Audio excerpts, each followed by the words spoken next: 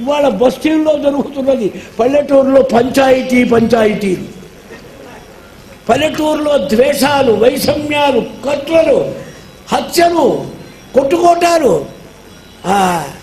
ఇవి ఎందువల్ల? పురాణ శ్రవణం లేకపోవటం వల్ల. పురాణం వింటే, పురాణ శ్రవణం జరిగితే తప్పకుండా సమాజం బాగుపడుతుంది.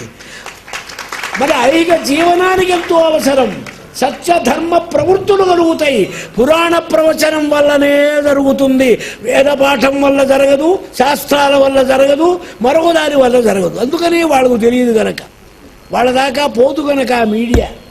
పురాణం అందరిలోకి వెళ్ళిపోతుంది.